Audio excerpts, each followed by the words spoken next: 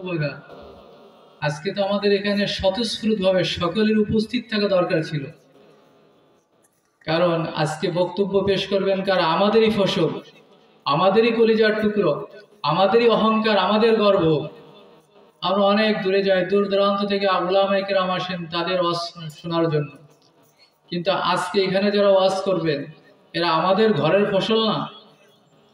কিন্তু একটা কথা বলে, গড়ার পাশের ঘাস গরুতে খায় না, ঘাস যতই ভালো হোক। যাই হোক, আমাদের এখানে উপস্থিত আছেন আজকের এই মাহফিলের সম্মানিত সভাপতি এবং সাতলার অনেক বড় বড় উলামায়ে কেরাম, যিনারা আমার পিছনে বসে আছেন। আমি তো এখানে বসতে সংকোচ বোধ করতেছি যে কাদের পিছনে রেখে আমি এখানে বসছি। দাড়িপাকা উলামায়ে কেরাম আছেন, বড় বড় উলামায়ে কেরাম, অনেক বড় বড় জায়গায় খেদমত করেন। তথাপি আমি আপনাদের সম্মুখে পবিত্র কালামুল্লাহ শরীফ থেকে আয়াতের একটি অংশ, হুজুর সাল্লাল্লাহু আলাইহি ওয়াসাল্লামের অগণিত অসংখ্য হাদিস থেকে এক টুকরা হাদিস তিলাওয়াত করেছি। এ সম্পর্কে কিঞ্চিত আলোচনা করে আমার বক্তব্য শেষ করব। মা তাওফীকি ইল্লা বিল্লাহ। সম্মানিত উপস্থিতি, আজকে আমরা যে মজলিসে বসেছি, এই মজলিসের মান, এই মজলিসের সম্মান, দাম কি আমাদের জানা আছে? আজকের এই মজলিসটা আল্লাহ তাআলার কাছে কত দামি? হাদিসের ভিতর আসছে, হুজুর সাল্লাল্লাহু আলাইহি ওয়াসাল্লাম বলেন, মাজলিসু ফিকহিন খায়রুম মিন ইবাদাতি 60 সানা। যদি আপনি একাধারে 60 বছর কোরআন শরীফ তিলাওয়াত করেন, নফল রোজা রাখেন, নফল নামাজ পড়েন, তার থেকে এই যে সামান্য সময় বসে কিছু মাসলা মাসাইল শিক্ষা করতেছেন, দ্বীনি আলোচনা শুনতেছেন, এর মূল্য অনেক বেশি, অনেক বেশি। তাহলে এখানে আসার আল্লাহ তাআলা আমাদের সুযোগ দান করেছেন। হাদিসের ভিতর আসছে, হুজুর সাল্লাল্লাহু আলাইহি ওয়াসাল্লাম মসজিদে নববীর দুইটা দলের পাশ দিয়ে অতিক্রম করতেছিলেন। মসজিদে নববীতে দুইটা দল বসা ছিল, তাদের পাশ দিয়ে কি করলেন? হেঁটে যাচ্ছিলেন। হুজুর সাল্লাল্লাহু আলাইহি ওয়াসাল্লাম বললেন, এ উভয় দল সফলকামী, উভয় দলের জন্য কল্যাণ রয়েছে, তবে আপেক্ষিক, একজনের তুলনায় অপরজনের কল্যাণ অনেক বেশি। কয়টি দল ছিল? দুইটি দল। হুজুর সাল্লাল্লাহু আলাইহি ওয়াসাল্লাম সুসংবাদ শোনাইলেন, উভয় দলের জন্য সফলতা রয়েছে, কামিয়াবি রয়েছে, তবে একজনের তুলনায় অপরজনের জন্য অনেক বেশি। এক দল ছিল, তারা আল্লাহ তাআলাকে ডাকতেছিল, দোয়া করতেছিল এবং তাদের আরজিগুলো আল্লাহ তাআলার কাছে পেশ করতেছিল। আর একটা দল ছিল যারা ফিকহ আলোচনা করতেছিল অথবা ইলম নিয়ে চর্চা করতেছিল। হুজুর সাল্লাল্লাহু আলাইহি ওয়াসাল্লাম বললেন, যারা এই ফিকহ, এই ধরনের মজলিসে সারা বসে আছে, ওয়াজ নসিহত শ্রবণ করতেছে এবং শুনে গিয়ে বাড়িতে গিয়ে তার পরিবার পরিজন, স্ত্রী যারা আছে আপনজন, এদের কাছে পেশ করবে, এদের দাম অনেক বেশি। তাহলে একান্ত গোপনে বসে ইবাদত বন্দি করা, মোনাজাত করা, এর তুলনায় একত্রিত হয়ে কিছু দ্বীনি আলোচনা শোনা এবং করা, এর দাম মহান আল্লাহ তাআলার কাছে অনেক বেশি। আল্লাহ তাআলা আমাদের সেই সৌভাগ্য দান করেছেন। এজন্য আমরা সকলেই অন্তরের অন্তঃস্থল থেকে কালিমাতুশ শুকর আদায় করি, আলহামদুলিল্লাহ। আর যারা আমরা এই সৌভাগ্য থেকে বঞ্চিত আছি, এখনো এই মাজলিসে উপস্থিত হতে পারেনি, এই মাইকের আওয়াজ যাদের কর্ণকুহরে পৌঁছাচ্ছে, তাদের কাছে আমি আবেদন করব, আপনারা আপনাদের দোকানপাট কিছু সময়ের জন্য বন্ধ করে, এরকম মাজলিস প্রত্যাহ হবে না, হয়তো বছরে একদিন দুই দিন।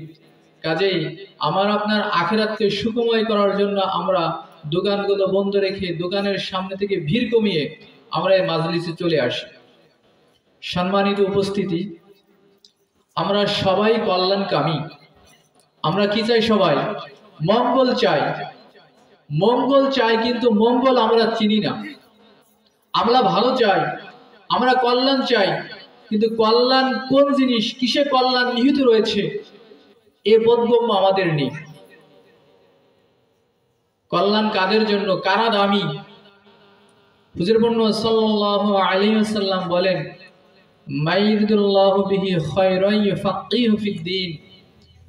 আল্লাহ তাআলা যার কল্যাণ কামনা করেন, আল্লাহ তাআলা যাকে শান্তিতে রাখতে চান, আল্লাহ তাআলা যাকে দামি করতে চান, তাকে আল্লাহ তাআলা দ্বীনের সমঝ, দ্বীনের জ্ঞান, ধর্মীয় জ্ঞান তাকে দান করেন। তাকে কি করেন? ধর্মীয় জ্ঞান দান করেন, কুরআন হাদিসের জ্ঞান তাকে দান করেন। আজকাল আমরা দামি হতে চাই, সম্মানী হতে চাই, কিন্তু কিসে সম্মান রয়েছে এটা আমাদের জানা নেই। হুজুর সাল্লাল্লাহু আলাইহি ওয়াসাল্লাম বলেন, খায়রুকুম মান তাআল্লামাল কুরআনা ওয়া আল্লামা। তোমাদের মাঝে ওই ব্যক্তি সর্বোত্তম যে নিজে কোরআন মাজিদ শিক্ষা করে এবং অপরকে শিক্ষা দেয়। এখানে কোনো ইঞ্জিনিয়ারের কথা বলেছেন, কোনো ডাক্তারের কথা বলেছেন, কোনো বিজ্ঞানীর কথা বলেছেন? কার কথা বলেছেন? খায়রুকুম মান তাআল্লামাল কুরআন, যে নিজে কোরআন শিক্ষা করে এবং অপরকে শিক্ষা দেয়। কিন্তু আজকে যারা নিজেরা কোরআন শিক্ষা করে অপরকে কোরআন শিক্ষা দেয়, আমাদের দৃষ্টিতে তাদেরকে হেয় মনে হয়, যে এরা দুনিয়ায় কি করে খাবে, এরা তো মানুষের কাছে, মানুষের দ্বারে দ্বারে কি করে হাত পাতে, ভিখারির ন্যায়, তাই না? আমাদের কাছে আসে, এইভাবে তাদের সংসার চলে। আসলে প্রকৃত জ্ঞান, প্রকৃত বুঝ আমাদের নেই, এজন্য আমাদের এই ধারণা। তালাবুল ইলম ফারিজাতুন আলা কুল্লি মুসলিমিন ও মুসলিমা। ইলমে দ্বীন শিক্ষা করা প্রত্যেকটা নর এবং নারীর জন্য কি করেছেন? আল্লাহ তাআলা ফরজ করেছেন। ইলমে দ্বীন শিক্ষা করা প্রত্যেকটা নর এবং নারীর জন্য ফরজ। যতটুকু শিক্ষা, যতটুকু তো বিদ্যা তার লাগে। আপনি একজন ব্যবসায়ী, আপনার ব্যবসা করার জন্য যতটুকু ধর্মীয় জ্ঞান শিক্ষা করা প্রয়োজন, এটা শিক্ষা করা আপনার জন্য ফরজ। সব ধরনের জ্ঞান আপনার জন্য শিক্ষা করা ফরজ না। তবে আপনার এলাকায় এরকম 2-4 জন থাকা আবশ্যক, মাদ্রাসা থাকা আবশ্যক। যদি অভিনব কোনো সমস্যা আপনি পড়ে যান, তাদের কাছ থেকে মাসলাগুলো আপনি জেনে নেবেন। কাজেই ওই প্রতিষ্ঠানকে রক্ষা করার দায়িত্ব আপনার, কাজে ওই প্রতিষ্ঠানকে চালানোর দায়িত্ব আপনার। কাজে আমার আপনার কর্তব্য ছিল, দায়িত্ব ছিল, প্রতিষ্ঠান কিভাবে চলবে এই যোগান আপনি আগায় কি করবো, পৌঁছাই দিয়ে আসবো। কিন্তু এক্ষেত্রে আমরা কি করি? ভুল করি। আমাদের অনেকের ধারণা কি রয়েছে? ভুল রয়েছে। তাহলে দামি ব্যক্তি কে? দামি ব্যক্তি হলো যে নিজে কোরআন মাজিদ পড়ে অপরকে কি দেয়? শিক্ষা দেয়। হুজুর সাল্লাল্লাহু আলাইহি ওয়াসাল্লামের কাছে বনি ইসরায়েলের 2 ব্যক্তির মর্যাদা সম্পর্কে জিজ্ঞেস করা হলো। বনি ইসরায়েলের 2 ব্যক্তির কার মর্যাদা বেশি, কার মর্যাদা কম? এক ব্যক্তি হচ্ছে মুসলিম শরীফের হাদিস, দারমিত থেকে আনছেন হাদিসটা। এক ব্যক্তি হচ্ছে সে শুধু ফরজ নামাজগুলো পড়ে। কি পড়ে? ফরজ নামাজ পড়ে, এরপর বসে থাকে বা নিদ্রা যায়, আর কোনো নফল ইবাদত সে করে না। সে কি করে? যেই ফরজ ইবাদতগুলো আছে, সে ফরজ ইবাদতগুলো সে সম্পাদন করে, আর অতিরিক্ত নফল নামাজ, নফল রোজা ইত্যাদি সে করে না। তবে সে আলেম। তবে সে কি? আলেম। আরেক ব্যক্তি আছে, সে দিনভর রোজা রাখে। দিনভর কি রাখে? রোজা রাখে। রাত্রে নফল নামাজ পড়ে, রাত্রে নফল নামাজ পড়ে এবং 2 হাত উত্তোলন করে আল্লাহ তাআলার কাছে রোনাজারি করে, ক্রন্দন করে। হুজুর সাল্লাল্লাহু আলাইহি ওয়াসাল্লামের কাছে প্রশ্ন করা হয়েছে যে এই 2 ব্যক্তির মধ্যে কে উত্তম, কে দামি?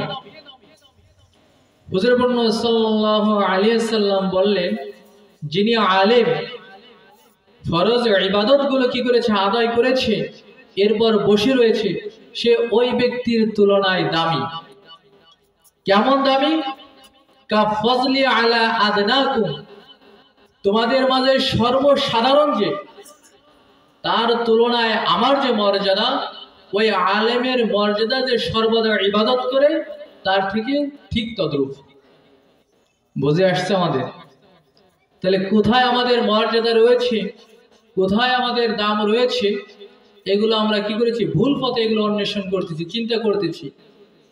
আমরা দুনিয়া অর্জনের জন্য দুনিয়ার পিছনে লেগে গেছি, অথচ আররিজকু মাকসুম, দুনিয়া হলো বন্টনকৃত। আপনার তাকদীরে যতটুকু আছে ততটুকুই আপনি পাবেন। অনেকে আছে না 20 বছর 30 বছর কি করে বিদেশ করে আছে, দেখা যাচ্ছে খালি হাতে ফিরে আসে। অনেকে 2-4 বছর বিদেশ করে আসেন, বাড়ি অট্টালিকা প্রাসাদ নির্মাণ করে ফেলতেছেন। কারণ এটা হলো আল্লাহ তাআলার পক্ষ থেকে আপনাকে সৃষ্টি করার 50,000 বছর পূর্বে কি করেছেন? আল্লাহ তাআলা নির্ধারণ করে রেখেছেন। বলতেছেন আপনি রিজিককে যতটুকু তালাশ করেন, আপনি টাকা পয়সা অর্থ সম্পদ অর্জন করার জন্য যতটুকু চেষ্টা করেন, রিজিক তার থেকে শতগুণ বেশি আপনাকে খুঁজে বের করে। রিজিক কি করে? আপনাকে খুঁজে বের করে।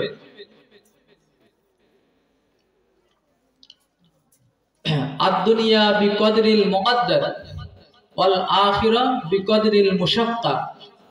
বলছে আখিরাত এটা হলো কষ্টের পর নির্ভর। আপনি যত কষ্ট করতে পারবেন আপনি তত আখিরাতে লাভবান হবেন। কিন্তু দুনিয়া হলো আপনার যতটুকু বাজেট আছে আপনি ততটাই পাবেন, শত চেষ্টা করে এর থেকে বেশি পাবেন না। কাজেই আমরা যারা আলেম হতে পেরেছি, তাই না, তারা তো অনেক সৌভাগ্যবান। দুনিয়া এটা বোঝা যাবে না, পরকালে বুঝে আসবে। যেহেতু দুনিয়া এটা আমাদের কি করে মানুষ ভিন্ন নজর দেখে।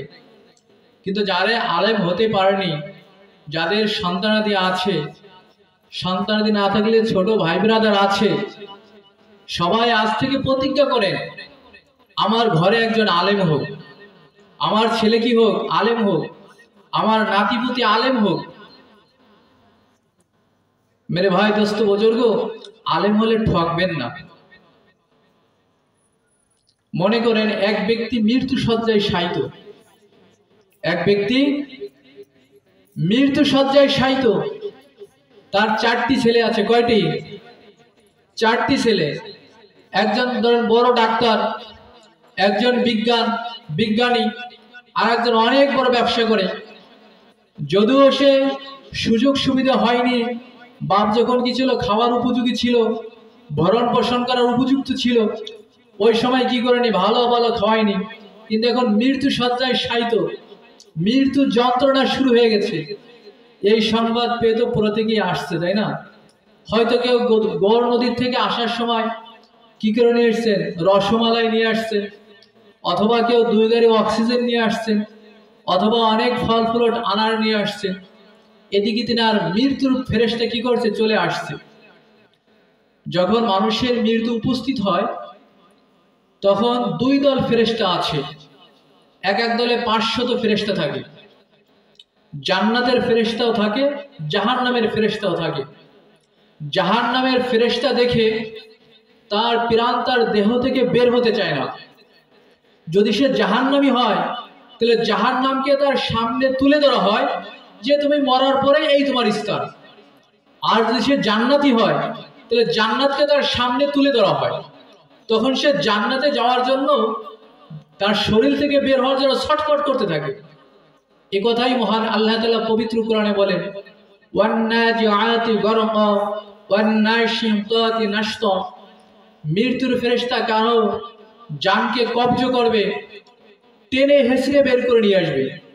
যেমন তাজা ছাগলের যদি কি করা হয়, বকরি যদি চামড়াকে ছিলা হয়, কষ্ট হবে না? অবশ্যই হবে। আর একদল ফেরেশতা আসবে, তার জানকে কবজ করবে।